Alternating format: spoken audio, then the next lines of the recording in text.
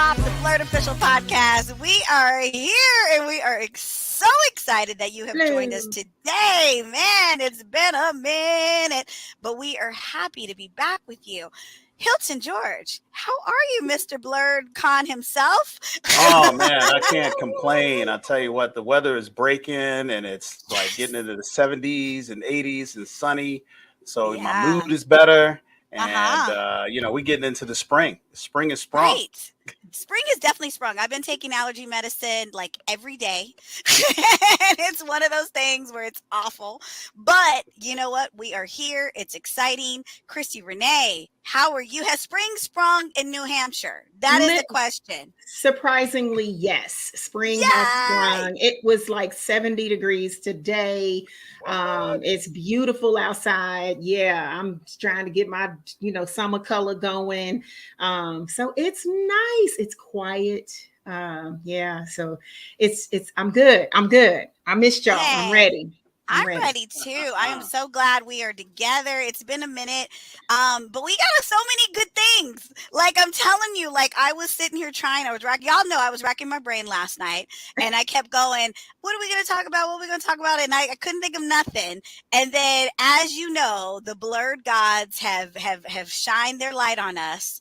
And we have been able to get something really cool this morning. A new trailer dropped for Marvels. And I know Christi probably has not seen it. I don't know if Hilton's seen it, but we're going to watch it right now because I got chills. Like, y'all know David Fielding. He's my friend. He's my nerd friend. And he literally texted me at like 7 this morning, was like, oh my gosh, did you see the trailer? And I was like, yes. So I'm happy to watch it again with you guys. And I need y'all's reaction. All right, and here we go. Good. Captain Rambo? What the hell are you doing? Entering the jump point perimeter. I'm gonna get you some readings, Fury. Hello? Monica. Hello?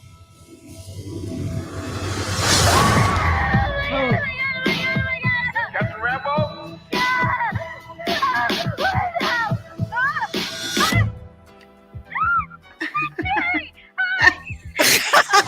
She's so cute. Where's Captain Rambo?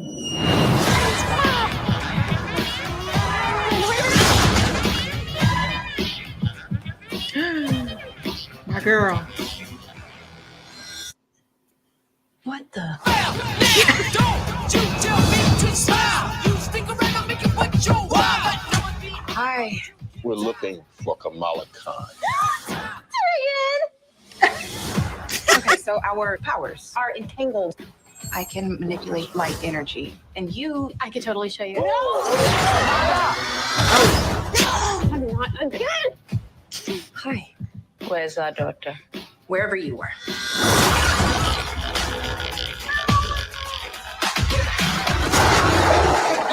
Oh.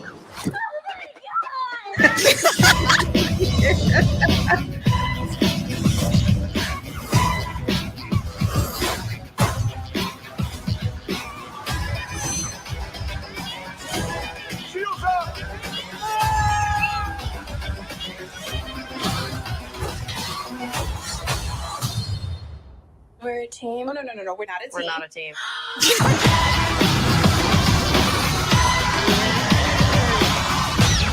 Hold on. Yeah! That was a bomb. I love it. That was so great. It was so great. I didn't know they were this far along with it. I didn't either. Like, when were they shooting this? I feel like they probably shot Miss Marvel and went right into this, and we just didn't even know. Because, I mean, this is like November. Like, I'm like, hold up. That movie had to take at least a year to shoot. So I think like they had to have just gone right into it. And we get our girl back. Kamala Khan is back. And I just love everything about this teenage character. Yeah, she's fantastic. She is a star. And I think she's going to steal the series just like she did in her own. She's so entertaining to watch. She's just you just love her. And so that's going to be like a huge carry on. I'm just interested to see how it's going to fit with the other series like Secret Invasion and the movies coming out this summer. Like, okay, what what is it going to be? Like, how's it going to fit into Guardians? And, how's it all going to tie together? Because we're still, on the cusp. We're just starting phase 5. We're just like, they barely scratched the surface. I mean, and like Monica Rambeau, that was one of my favorite characters. Even like that was the one like young character I like. But then when we got her in WandaVision, it's just like we knew something more was coming with her, and it's just I'm excited. I'm really excited to see where these three women are going to go. And I'm so proud of Marvel because they've really been embracing women, and women characters. And Brie Larson was like, me, I'm not the biggest Brie Larson fan, but she was so likable in this, like, you can tell they're going to loosen her up, or at least her character up. And I think that's what her characters always needed. Like, it just needed, just her reacting to them, I think is going to be hilarious. But Chris, what did you think when you saw, Brie? Of course I love her. And I do, my argument is always going to be, I loved her firm, crass tone in the beginning, because she also said, look, I'm everywhere. So y'all need to chill out, because I'm busy. I can't be just here. When they kind of checked her in, which film was it? Endgame, I guess. Endgame, Infinity War. Yeah, one of them, yeah. And I thought, okay, that kind of explains her character. Like, she's all over the multiverses.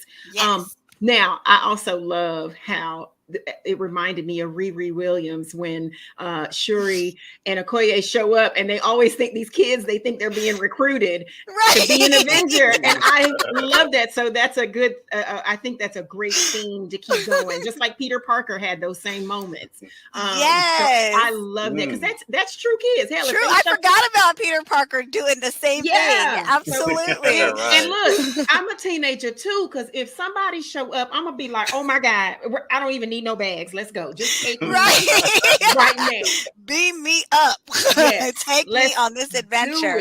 Yeah. Yes. This looks so good. It looks so, I can't wait. Like, November can't get here quick enough. I love having this, anticipation. We get to, so much good stuff coming. Yeah. And you know what? It's April. So, I mean, for them to be teasing something in April, it really means they believe in it. Because usually they wouldn't have rolled this out until June, July. Right. And then, like, so for me, that is a good sign for this movie, that they are already like, let's tease this baby. Let's get this thing going, because we are, we're excited. So we want y'all to be excited. Right. Well, it's not just that. They did a big clearing of the board. You had the chairman of Disney got turned out, and he's gone. They got rid of one of the managing directors over Marvel is gone. And that work environment that was overworking the special effects teams and the CGI development and all of that sort of stuff was just apparently a toxic environment. So now they've moved and shifted a lot of the properties that were going to be coming out this summer. Like Ironheart was supposed to be coming out this summer, and it's not. They've moved it, I think, to 2024. So the next thing on the agenda, they can focus all of their energy and all their resources on a smaller number of projects. Yeah. So that might account for how fast they've gotten at least this trailer out, and how fast they're anticipating being able to get these episodes and shot and done. And based on what we saw, the CGI and the special effects, look like they're going to be all on point. So this could be a hearkening of a new day over at Marvel. For sure. You're right about that. There have been like some major corporate changes, and so that shifted everything, and everybody was screaming and upset and mad that that happened.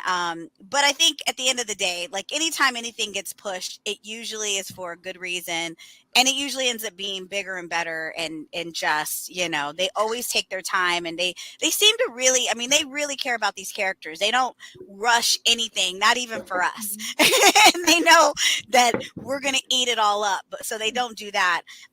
Nia DaCosta is the director, who's also a woman. She's heading up this whole film, which I'm super excited to see what she does and how it all works out. One thing I thought was, have you guys heard this? I heard that Marvel is actually putting together the pieces to do their own like Comic-Con. So like, you know how they have like Star Wars I'm already Celebration. there. Where's my I ticket? know. I'm like, Where's take my money.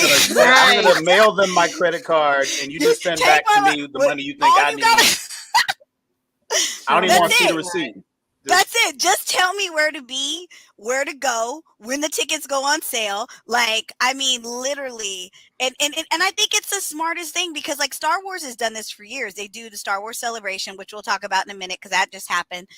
And they always are able to plug their own stuff. And if you think about it, on San Diego Comic-Con, Marvel obviously gets the big day. They get Saturday and they get to announce all their stuff. Yeah. But they're still like having to work with all the studios. Like all the studios are there announcing their stuff. So they only get like, you know, they probably get their allotted amount of time for the year. And they're like, okay, we're going to do this, this, and this. But if they had a whole Comic-Con, they would be able to show all the trailers. If they can have an amusement park, Oh, they can have they got a whole amusement park over in Anaheim. Yes. So like there's no Yes. reason in the world that they can't do a con. It would And be to your so point, smart. it not only smart, but it would be economically smart. It would pay for itself in a lot of ways. They have access to all the reason because I mean, if they did something because Disney has done it with D23, Yes. you know, and then you've got CW and HBO. DC does theirs. It's virtual, and so San Diego Comic-Con is no longer the monolith and the one opportunity to get everything out. So I think you're going to see maybe a little bit more of that hope. And I'm wondering, like, you know, will Star Wars make this an annual convention? It's already moving around every 2 years, and I think the next one will be in Japan. And I'm like, okay, now I got to go to Japan. I know, it's like, you know, it's I love that it's that. I love that Star Wars Celebration is that, but it's like not everybody can go to Japan. Like, you know, it's like, I mean. That might be like 2 years. We might be able to try to figure that one out. Like that would be kind of cool though, guys. Like for us to go to Japan, we go to Star Wars Celebration, we kind of do our thing. But still, it's just one of those things where it's like, you know, if Marvel does this, and like you said, even if it was every 2 years, it would pay for itself. They would be smart to do it annually because they got enough product, they got enough stars. And like you said, if they had it at Anaheim or at Disney, like they could have a convention space right there. You could go to the theme parks. It is just the whole thing. I would literally spend all my money and like move to Anaheim for like a whole week. We just need to get an RV. I need to like, right. My mom has an RV. I'll be like, Mom, bring the RV. The BOP. We grill out front. We'll just the BOP bus. The BOP bus, and we just need to like have a good bathroom. That's the only thing. I'm kind of like I like to do that kind of stuff, but I'm bougie. I need a real bathroom and a real shower. What we do is we park it out in front of a high-end gym or spa. So we use that for all of our personal needs. Yes. And we just we'll park it outside of what's that restaurant we always go to, Christy? We always go every city we go to. We go to Ruth's Chris.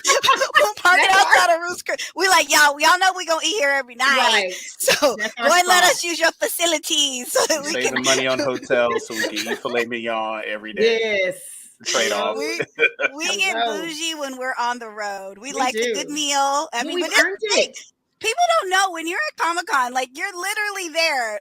We were talking about this. Me and Hilton were talking about this right before we got on. You were at the con from like 10 or even sometimes 9 because you got to set up and make sure everything's good until like it closes, or maybe an hour before it closes. Sometimes we leave early. You're there the whole day. And you're trapped because these convention centers don't have, you know, restaurants around them. It's kind of like convention centers just take up the whole space. So you're trapped and you're at their whim as to what you're going to eat. So that is why I've always appreciated your con, Hilton, for having food truck. Like he has a whole food truck alley, or what do you call it? Like food truck rally. There you go. Yes. It's like, so it's like what kind of fried chicken you want, or what kind of barbecue. You know what I'm saying? But when you're at the con, you know you're like literally like stuck on the chicken fingers. You got the like overpriced pizza that's awful. Like, I mean, it's just all bad food, and you're stuck and you're trapped. Like Christy knows, she's had to go run and try to find me food and find us something to eat so we don't die because we've been there 8 hours. We don't want crap either, and sometimes we'll do our best to, you know, snack. Even the salads are awful. Like they'll except have like for the some one. horrible. Except for the one. Now we do have that one salad we love. Yeah. What is that? Well, it was, and that's only in that one city. That's it. That's in Seattle at Emerald City. The one salad in one convention center in one city. It's like baby mixed greens with candied walnuts and fruit and like some like goat cheese or something. Vinaigrette, like goat feta or goat cheese. Like it's so good. But that's not any. No other con has that salad. No. Like none. No other sounds like a salad at a cares. Con. Like, yeah, I know, right? I've even seen that. Like, right? Right. Well, we got it. And like, who was Walter was with us, and we were like, Walter, you want a salad? And he was like, yeah, sure, because he's like a healthy guy. And then the next day he was like, I don't want that salad, y'all. That wasn't enough. Like he was still hungry. He didn't say it was bad. He liked the salad, but he was like, it just wasn't enough food. No, I do think that the major studios that have fandoms attached to them are going to start doing their own internal promotion. I don't think they're going to leave San Diego or New York Comic Con. No, but I think they've got so much properties to get out. They've got so many panels they want to do. They have so many aspects of their production and their theme that they want to put out that, you know, even if you had an entire day of Hall H on Saturday, it's not going to be enough for what they want to do. And I mean, we're talking about this as if, you know, Ranger Stop is not right here. Like you literally have a theme-based convention around fandom from stem to stern. And that is the I think the model going forward. And I think the great thing is that they've got such a diversity of content and properties and shows and movies that it would just overlap with so many fandoms, you know, from the video games to the series to, you know, you're obviously going to have cosplay and you know, the vendors. It's all going to be there. It's so expansive that they literally could just, I mean, like you said, they've got everything. They've got it all. Like they don't just do movies. They don't just do TV shows. They've got all this merch. They've got all these things. And it could literally be so amazing. But no, I mean, that from what I understand, it's happening. There is going to be a Marvel con. I don't know where, but the buzz is that is happening. That is a real thing that is going to come to life one of these years. And it's soon. I hear that it's soon. So I was like, they should call us, like, you know, experienced con runners to come and consult. I think I could like help put that some of this whole together. I can put their floor plan together. You know me and the floor plan. Floor plan, promo, you know, we could do it. Like we could do all the little features, the special events.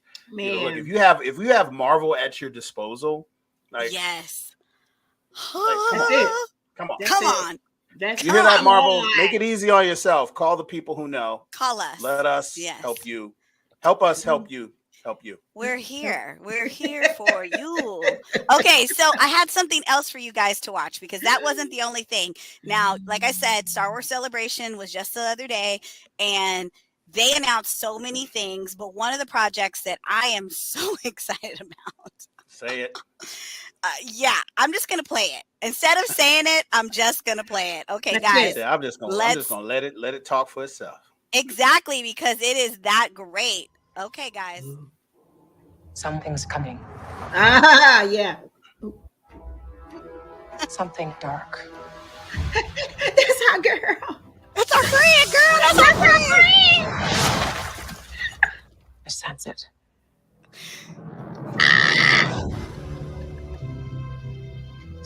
This is a new beginning. For some, war. For others, power.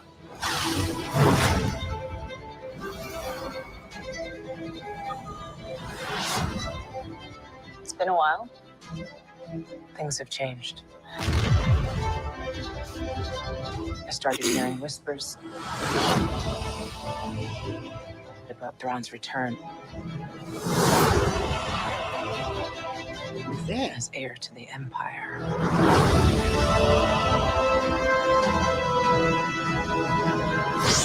We have to prepare for the worst.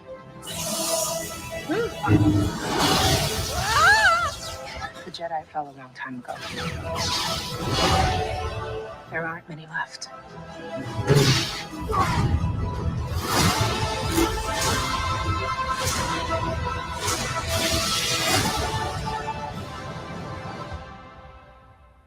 Perhaps it is time to begin again.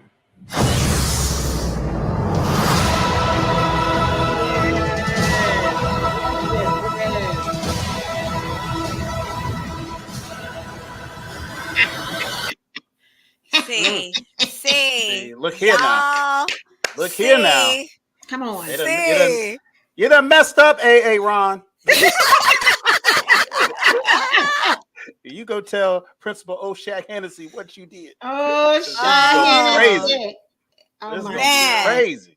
So, yo. For Hilton, okay, so first of all, let me just let y'all in on the inside joke between me and Christy. Me and Christy met Rosario Dawson for like 3 minutes, maybe 4 minutes of our life. We had lunch 10 together. minutes. Stop. 10 minutes. Stop. It was well, 25. we were all in the green room together, and we were sitting at a table, and she just came and sat at our table. And her friends were there. We had no idea her friends were there, so she came, sat at our table, and she was the nicest person. She was talking to everybody at the table, not just her friend. Like, she was just the nicest person. Beautiful. And now we think we're all we think we're her best friend. Besties. Like, That's we see her, and we just go, that's our girl. We so it's just a whole nother level of ain't nobody insanity. call me, ain't nobody text me, ain't nobody FaceTime me, nothing. I don't even good thing if we would have just started FaceTiming out of nowhere, Chris. Out of sight, out of mind. We'd have been like, yeah, Hilton, blah blah blah. Oh, and Ro. So our friend Hilton.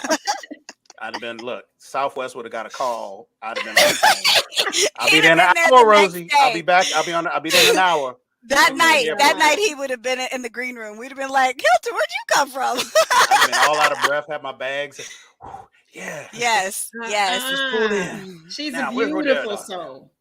Such a beautiful soul. So for this to be happening for her, it's amazing. So Ahsoka, that's how you say it, right? Ahsoka. Mm-hmm. I don't know much about, I'm not a huge Star Wars person. So I only know on the surface. I've seen her character pop up in Clone Wars, and I've seen her character pop up in Obi-Wan, which I was so excited to see her in this character. So Hilton, I know you know more than we know. Give our audience, for those who aren't huge fans like us, tell us a little bit more about her and kind of how it all has kind of come into play. Okay, so the abridged version is this. I'll start by saying what I hope they do with the series, and what I think they will do, is that they will make this digestible for people who have not watched Star Wars Rebels, have not watched the Clone Wars, maybe you haven't watched The Mandalorian or seen any of her major appearances, in any of the other movies or properties, so that you can go in and kind of have a Harry Potter movie experience where okay, I'm getting what I need. But if I know extra, I get extra, and you can move forward. That being said, Ahsoka is this, a constant thread in all the Star Wars lore and stories and movies since, the original trilogy. And, her arc has been, she's gotten disillusioned with the Jedi Order.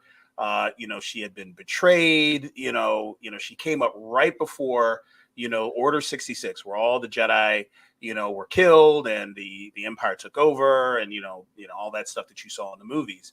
And so she's had this life outside of Star Wars main line that no one really got to see unless you watch these shows. I would say if you do have Disney Plus, you can watch Clone Wars, you can watch Star Wars Rebels, and she's got entire story arcs within those that you can look at. There's probably a lot of review videos that you could watch to catch up on YouTube. But she's an amazing character because she's not a Jedi, she's not a Sith, she is a Force-using, independent character. A lot of that is defined by the color of the sabers. And we're trying to figure out, watching this trailer here, what is the mission? What is the story that has not been told that we are now going to learn? We know that they teed it up, when she was in the Mandalorian, and she was looking for Grand Admiral Thrawn, who we don't know who's been cast in this character, but this is a character that is as impactful as Darth Vader or Anakin Skywalker or Obi-Wan in Star Wars lore. Right. So really excited about this. But she played it so well. And, you know, she just embodied the character. All the Star Wars fans just get teary-eyed, you know, when they saw her in the makeup and the costume. She's learning the fight choreography. So I know this show is going to be amazing. We're going to get some great performances. You saw in the trailer, you know, you got some really great actors, you know, that have played in, Thor. You've seen some actors here who have played, your girl Ramona from Scott Pilgrim is playing a character here in full makeup. So there's going to be some familiar faces who are proven quantities on the big and small screen. And the fact that it's coming out this summer means that, you know, we're going to see this before we get to Labor Day. So I'm excited.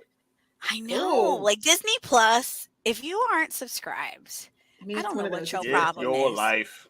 Yeah. Because it's so much good entertainment. And it's not like someone was like, I don't want Disney. Like, I don't want to watch some kids shows. And I'm like, no, these are like full on series. It's so Listen, much more. y'all don't know this one right here. We were just in the chat. She's like, I'm on the Mandalorian.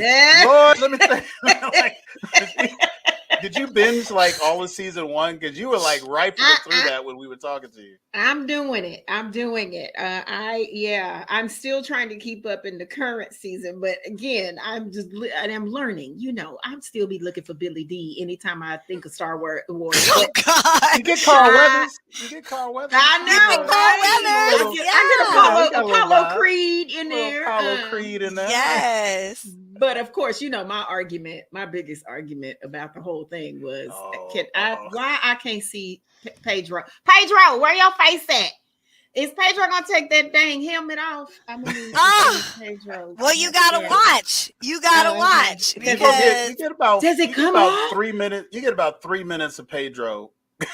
Okay. In between season 1 and season 3. Yeah, that's why in the current season he's like the beginning of the current season he's trying to right his wrong for taking that helmet off. Oh my Lord, take the helmet off. Because Mandalorians aren't supposed to ever take their helmet off. He needs to not be a Mandalorian. Man. We just need to. He needs to quit. He need a new job. Okay, first of all, how many people have been on Star Wars, but they were the voice? Like these characters are like computer generated, like Lupita Nyong'o. Like I mean, these people they went and did their stuff in like a green screen, or they did, you know.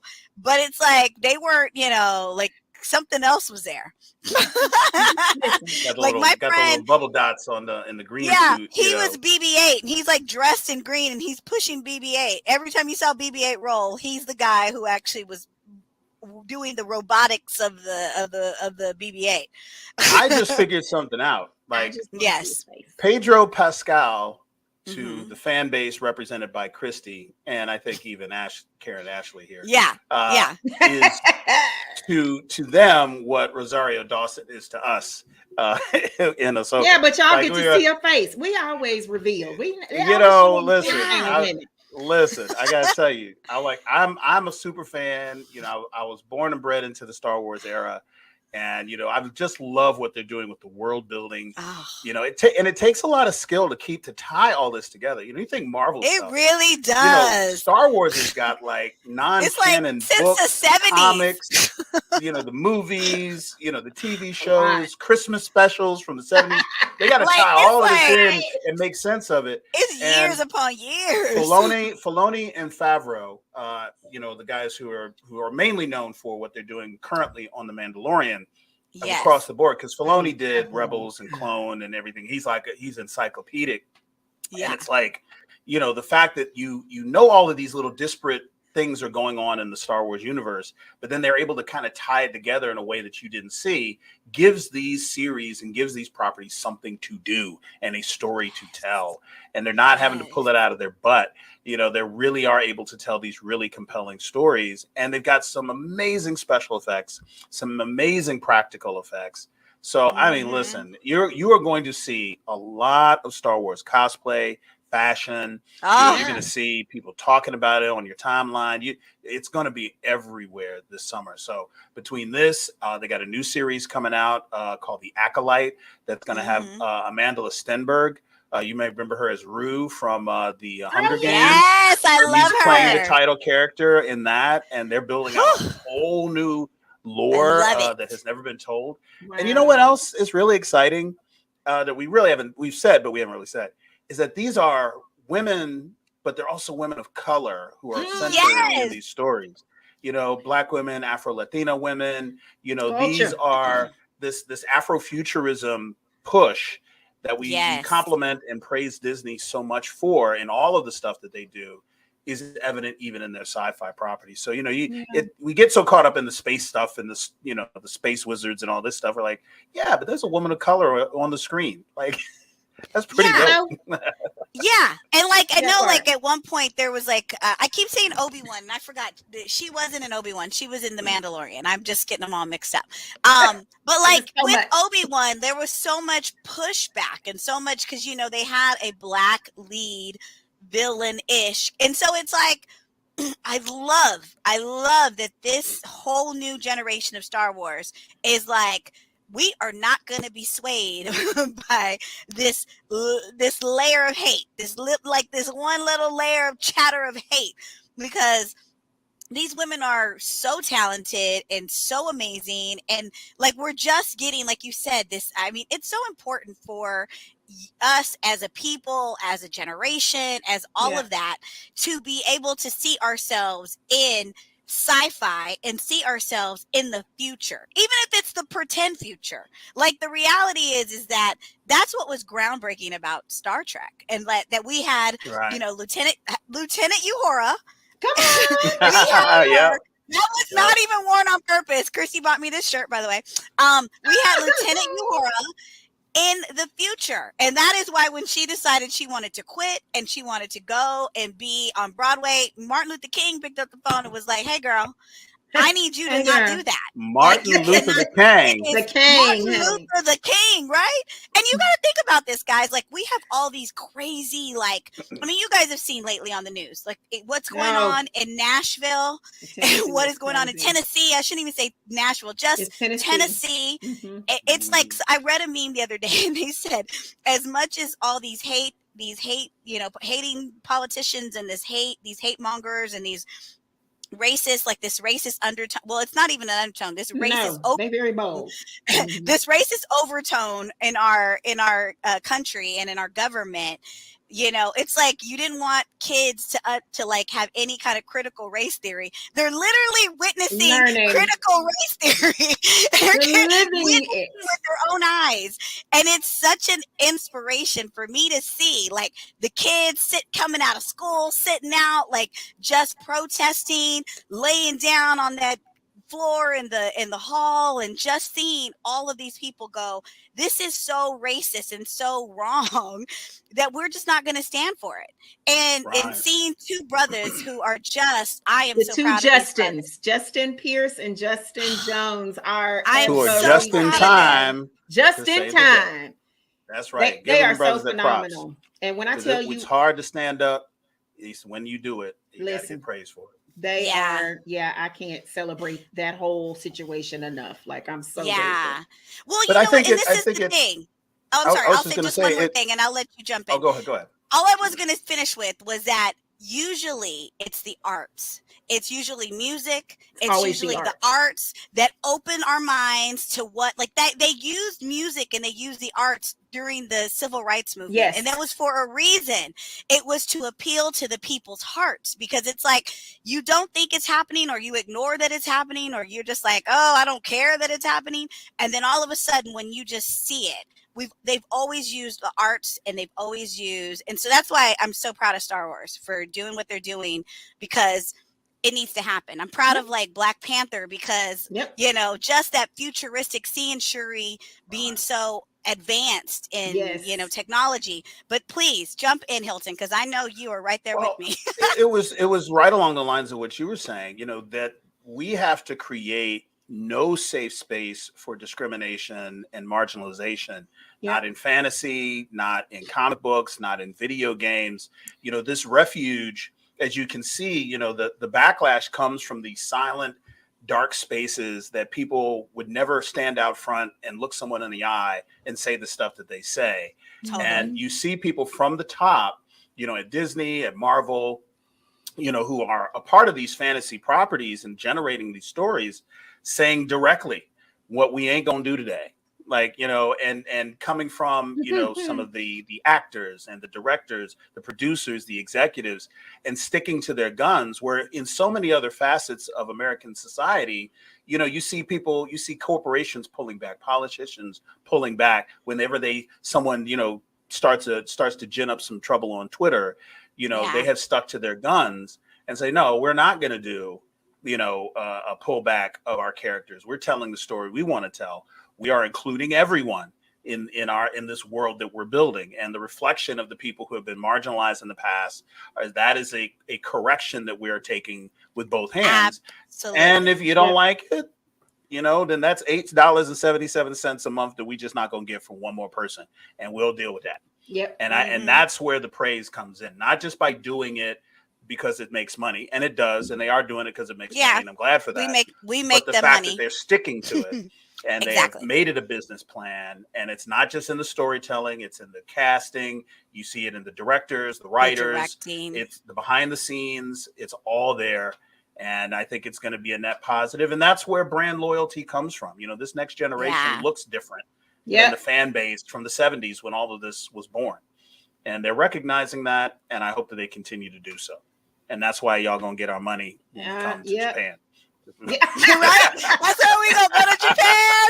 We're gonna go to and this is why we're going to Star Wars Celebration. That is why I booked my ticket. Yeah. Hey, Chris, you see how I brought that around? I love it. Bring it home. Come finish it off. Listen, everything you both are saying, like, that is, I mean, my fist is always in the air. So I totally agree. And again, we've talked about this, you know, this time last year, we were talking about this and just the hateful things that people do. And in this space, I'll say it again and again and again, because it's a never ending conversation. Clearly, is that, you know, we belong everywhere because we've been everywhere. We are everywhere since the beginning of time. And you know, like it or not, you can either love it or kick rocks. Like, there's a choice. And you know, I just listen, we can't keep fighting the fight, you know, enough. And for this world, this fantastical world of inclusion and representation and appreciation. I mean, again, we just said, we were talking about, these are women. Marvel is leading with women. This whole Star Wars, the next series, like, it's not just the women, it's the culture. You got culture coming through. Y'all know how much I love this Marvel. And everything they've done, you know, thus far. So it's just so rich, and it's so exciting, but it's also, I mean, it's exhilarating. And I just sometimes get so overwhelmed. It's almost too much emotion to really like handle. Just to see it all really unfold. And there's so much coming. It's so much coming. So yeah, it's a lot. Like, it's a lot. Like, I'm still crying at Wakanda Forever. So y'all know, like, it's just so much. And I just applaud and support and rally around and behind all of the efforts made in this creative space. Because you're right, Karen, listen, and especially in soul music, like, that was the way the Harry Belafontes and Nina Simone's, these people literally gave their livelihood toward the movements, you know, for change, to facilitate change. And it's just important that we all, again, Sankofa, go back and fetch it and remember those people who came before us and why we need to keep pressing on. And I'm grateful. Yeah. Glad to be here. And we want to go to Japan. You know what I think it also hits us, so like, we're so emotional about it, is that they're not just, like you said, they're not just putting actors, they're not just creating characters. it's really like Marvel has made it a cultural lesson. Yes, Like it's we've a gotten commentary. cultural lessons. You know, we had it with, we had it obviously with Wakanda Forever. We had it with Miss Marvel. We've had it with the Five Rings. Like we're getting cultural lessons for all of these heroes and their cultures, that it's almost kind of great, because like I know how we've always kind of feel like, oh, they culture, they're culture appropriating, they take our culture, and they that is absolutely true. It's That happens. fact. But Mhm. I love the fact that they are, they're teaching teenagers who would probably take our culture, like how they say you want our rhythm, but you don't want our blues. You don't want our blues. But they have literally put in these stories lessons about our rhythm and our blues, Mhm. so that people, this next generation, can really benefit from what it is to be from Africa, what it is to be, Pakistan. You know what I'm saying? Like it's a much deeper conversation. And it almost is like it's a silent conversation.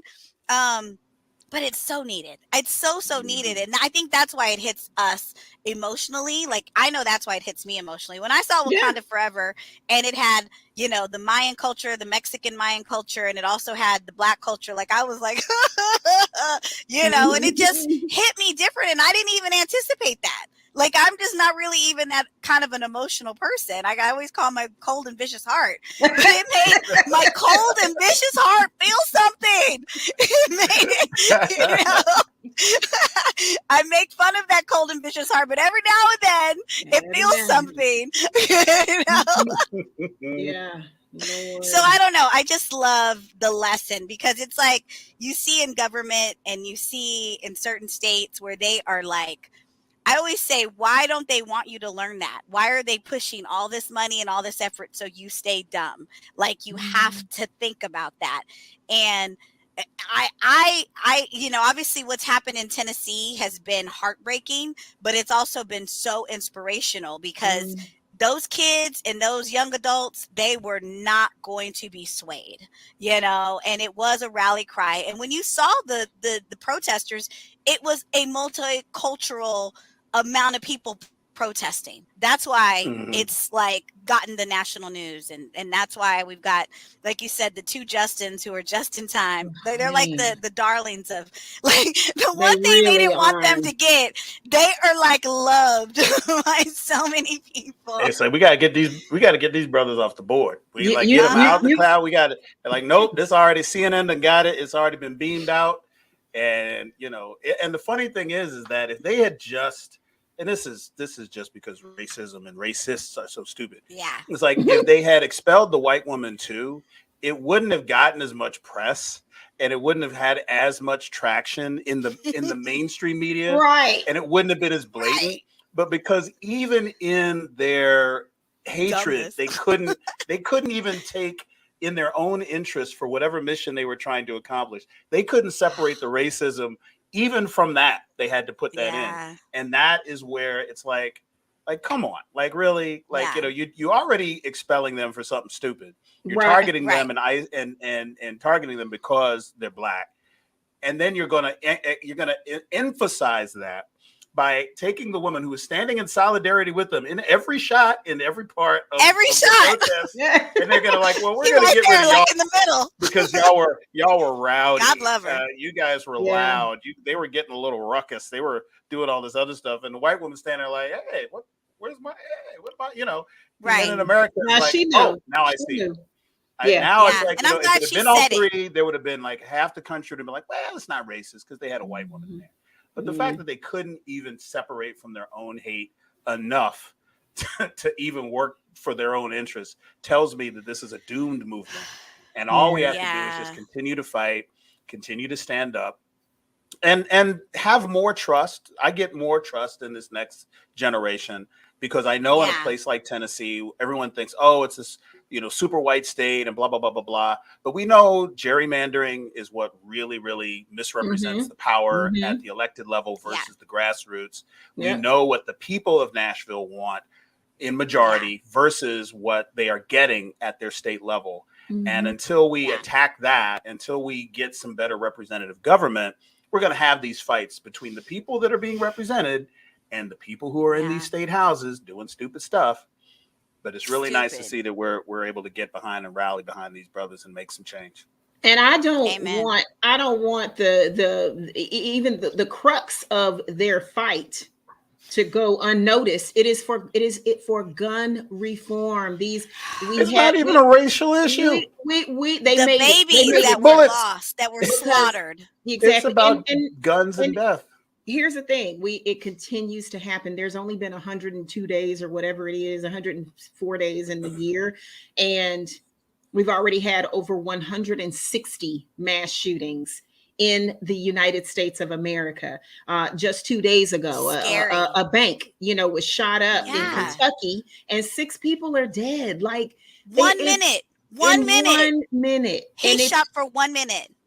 It's just a nightmare. So the destruction. They try to. This is almost part of the plan. They derail us from what the real issue was, and racism is just so easy because it's so commonplace. Yeah.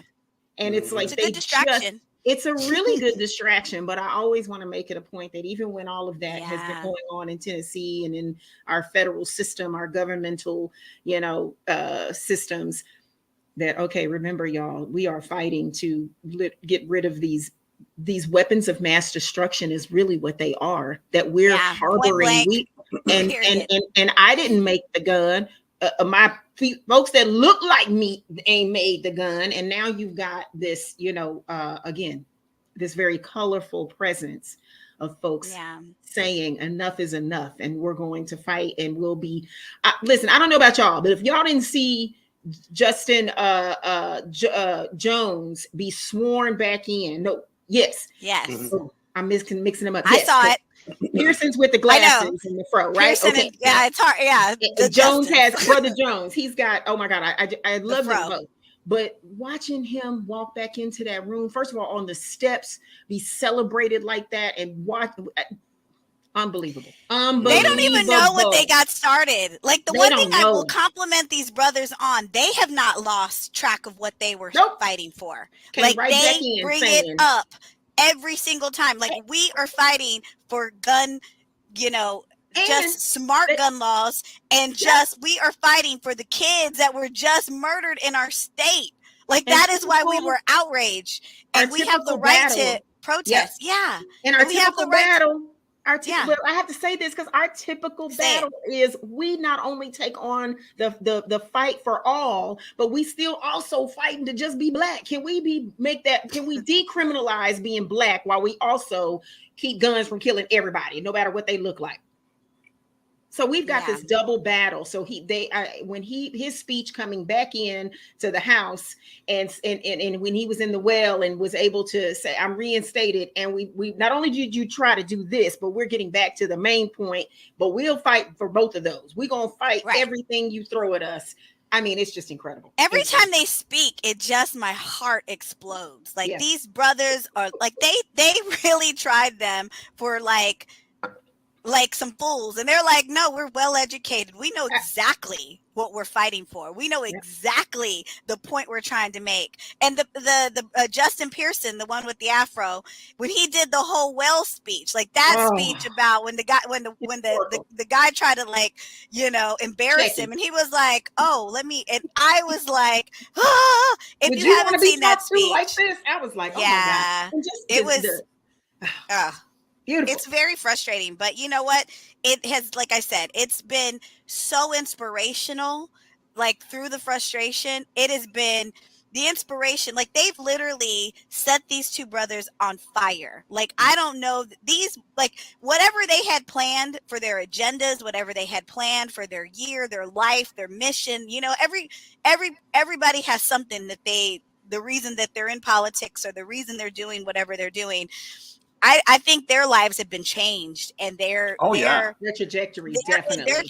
Their trajectory is like they are on a whole nother path that I think recalibrated. In 5 or 10 years, these same politicians are going to be like, why did we start this fight with them?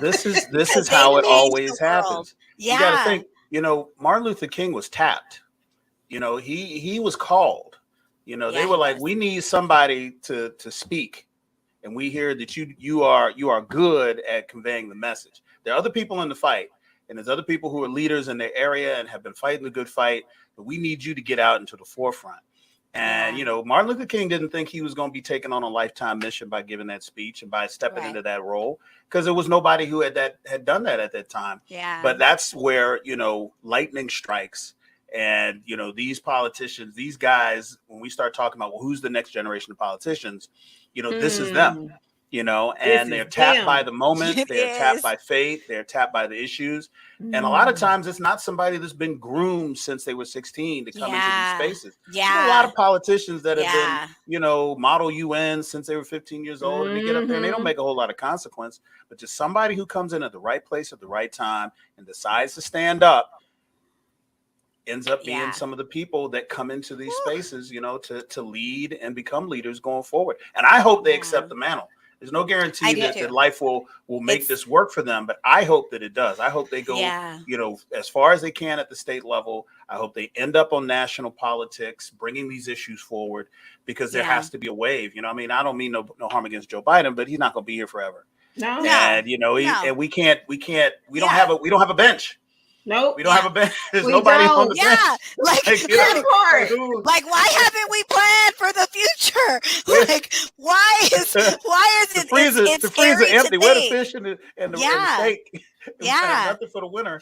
And you know, so I don't know. God forbid something happens to him, but we need to have a bench and people who are willing to step into these national political roles, regardless of how fraud it is and regardless of how negative it is, and all the things that stand in the way of good people being in representative government, especially on the national level. Yeah. So I hope these brothers persevere and end up on a ballot that I can cast. Yeah, we do.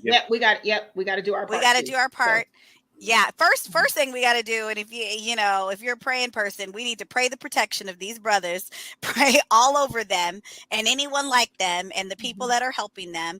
But we also have to do our part. We have to vote. We have to get out there and canvass. We got to, like, whatever it is you want. It's almost one of those situations where this generation really has to be heard. The only way that it's ever going to change is that we got to get new people in those seats that are making those decisions and passing those laws. I mean, if we just keep this old, like, if you look at all these guys and all these, they're like the oldest of old people. And why are they making the decision for our future? And they've literally spent their whole life in politics. They're just, you can smell the money, you can smell the cowardness that the NRA has thrown over them and just like threatened them and said, if you don't do what we say, we're going to end your careers. And so they're holding on by a thread because of the check that they just cashed. It's like, guys, the only way things change is if we change it, but it's not easy. Like, it takes work. And like you said, I was so inspired to see two young guys who are definitely going to be the future of something great, because I just don't see them going away, because they are we need them. They're mad. And I like people who are mad, and I like people who are like ready. That's what Brother Nancy said. Pissed off, get stuff done. Yeah, I always go, right? I always am like, how like when you like people go into like a baseball game or they go and I'm like, look me in the eye, let me see where you, like my friend, she was going into like an interview for a job and I was like, look at me, let me see, she's like, what? And I go, I gotta see the fire in your eye, you gotta go in there and kill it, like look at me. That's how I am when I go in an audition. I'm like, where's the fire? And I like punch the wall. I'm like, and then I walk in, I'm like, hi guys. But it's like that fire has to walk in that room and you have to just it's energy, show me your war face. Exactly. Let me see your war face. I know. I don't believe you. And I know our BOP watchers are like, how do we go from Marvel to Star Wars to politics? But it all kind of intertwines. Like, think about every time we've gotten a major character, when they turned Captain America black, the outrage, you know what I'm saying? It only comes up because of the ignorance. So if you think that this entertainment stuff isn't, affecting the storyline of our lives or just your view on what who can be what and who can do what. You know what I'm saying? Like it's like if you that it's always entertainment that has always helped spread the message. So it's like, yeah, this is what it is. Yeah, this is what it is. This is what it is. Okay, so any final thoughts? Like, I already know I'm saving up now for MarvelCon. Whenever or wherever it is. Guys. Japan. Yeah, well, that's doing that for Star Wars. Star Wars, I mean, whatever. Celebration. I'm adding that to the list. Right, Yeah, I'm adding that to the list. That's what we. Let me find out where and when it is. I'm the flight and the hotel is gonna get purchased first. Like, and then the ticket, wherever, however the tickets work, we'll figure that out later. You tell me it's gonna be in San Francisco on this weekend. Boom. Me and Delta Airlines is gonna be like this. Like, well, think about it. Think about how like they had on Miss Marvel, where she was at MarvelCon. Like, I mean, that is really gonna happen. Like, that was just a glimpse of like, oh, maybe we can do this. And I mean, you gotta think about it. They know that Comic-Cons are a huge monetary situation. I mean, there's a reason that they announce everything at San Diego and at New York. They know there's 100,000 plus people showing up. You know, they're not crazy. So now it's like, why don't we have skin in the game? Why aren't we doing this ourselves? We could have all 3 days to announce our TV shows. Why are we just waiting for the one hall 8, like one room, 1 5-hour span? Like, why are we doing that? We could have it all. And everybody will come. It will be there. Yes. There's no doubt about that. Yeah. In the streets, looking crazy. Looking crazy. I didn't even tell you guys. I recently was in Orlando, right? And I was at my friend Mikey. You guys know Mikey. He co-owns Ranger Stop and Pop with me, along with Nakia Baris. But I was at Mikey's house, and this is how you got to treat a guest.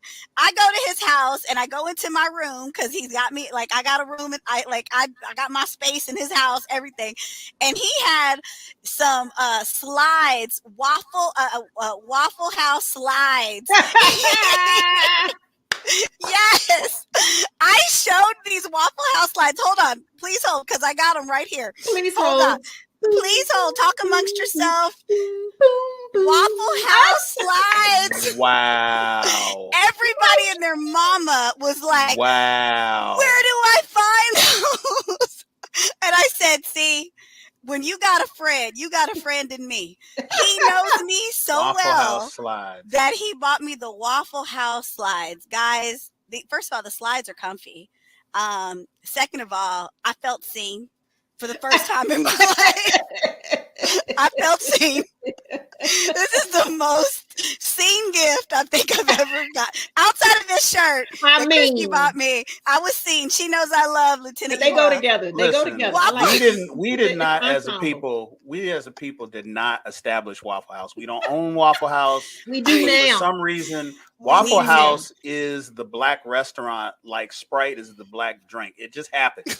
We associate it so much with blackness for no reason. That's ginger ale. Look, y'all remember that meme that came out where they were talking about that new Waffle House where all the white people were working and everybody's like, I don't trust it. We ain't going. I don't trust that. Those floors don't look slippery. You know, there's not enough. That grill don't look day old. That grease don't look day old. Like, I need a waffle iron that has had 80,000 waffle remnants. I need some mendacity in my staff. I need them to be indignant. Like, you know, I want to feel like I'm on your last nerve when I walk in the door. Nerve. It gets into the grits. You can feel it like this is what that last nerve tastes like. Thank you. Yeah. You know, that's I want the deputy in the restaurant who is there to protect the attendees, the restaurateurs from the staff. He's not there. Everybody's on work release. Everybody's on work release. He is there to make sure don't nobody run. Everybody's ankle monitors stay attached. That work release waffle and cheese eggs is the best cheese eggs and waffle you will have in your whole life. You to step away from the grill. Hilton, get off my phone. You have got all your teeth. You need to no. I'm sorry. I don't want Get I need a missing tooth. She calling HR on you, Hilton.